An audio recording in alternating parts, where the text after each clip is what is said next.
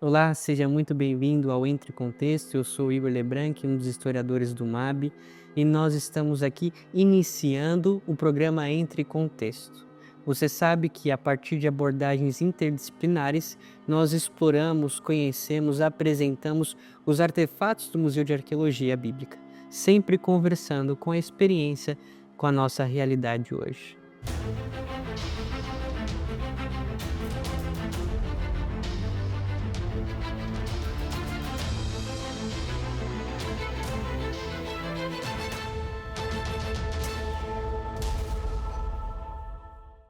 Possivelmente você tenha se deparado recentemente com algum cartaz ou propaganda do filme Hamlet, dirigido por Chloe Zhao. Nesta produção, a diretora reconta a história de Hamlet ao explorar primeiramente os dramas familiares de William Shakespeare e da sua esposa Anna Hathaway, mas no filme conhecido como Agnes Hathaway.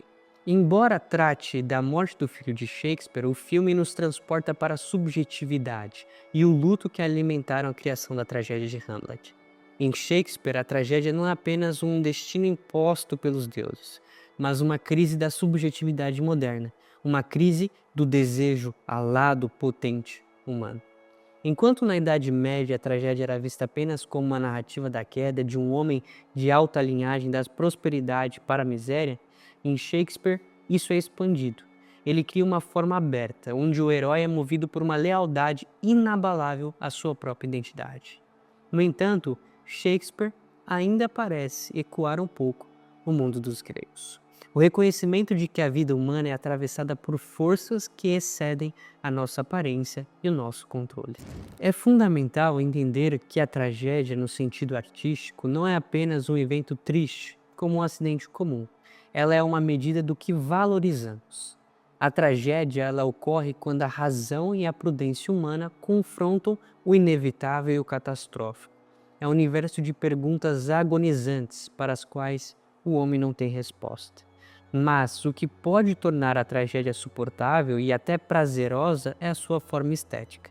Como diz Nietzsche em O Nascimento da Tragédia, a existência só se justifica como um fenômeno estético, transformando o horror em uma ilusão redentora que nos permite contemplar a verdade sem sermos destruídos por ela. Diferente do teatro moderno, a tragédia grega era uma instituição política oficial.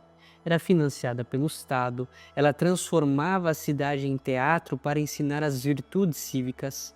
E nós temos nesse contexto três pilares fundamentais da dramaturgia grega. Primeiro, Ésquilo, que mostra a justiça divina operando através das gerações e o peso do passado moldando o presente. Nós temos Sófocles, que foca no herói que, ciente da sua finitude, recusa-se a dobrar a sua integridade diante de um mundo ambíguo e misterioso. E por fim, Eurípides, que traz o realismo e a experiência psicológica humana e o peso incontrolável das paixões humanas. De modo geral, o teatro grego pode ser dividido em três principais gêneros. O primeiro é a tragédia, que tem um tom religioso, a comédia, e o drama satírico, que tem tons políticos.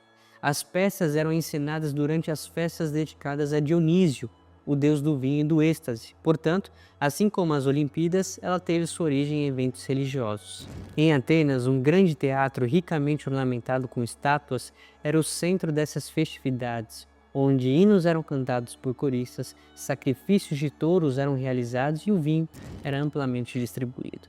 Habitualmente, 3 atores masculinos apresentavam 9 peças trágicas e 3 cômicas, usando máscaras para representar vários personagens.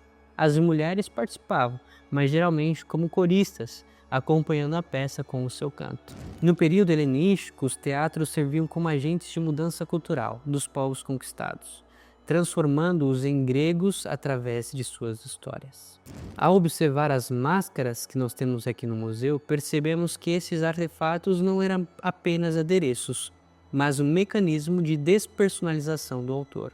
Numa leitura nietzschiana, no mundo antigo, o indivíduo, enquanto eu psicológico, era considerado cômico, e para ser trágico, o ator precisava se tornar um tipo eterno ou uma espécie de símbolo. A máscara permitia, portanto, que o humano tocasse essa esfera do divino. Nietzsche explica que a máscara é uma forma apolínea, bela, medida e luminosa, que cobre o abismo dionisíaco do caos e do sofrimento primordial.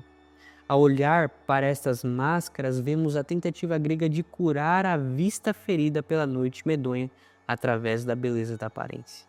Elas são símbolo da finitude humana ancorada no solo impenetrável da existência. Assim, nós podemos perceber que a poesia trágica no mundo antigo consolidou a ideia de que o indivíduo, embora submetido a um destino inevitável, encontra sua dignidade na resistência a essas forças e fenômenos.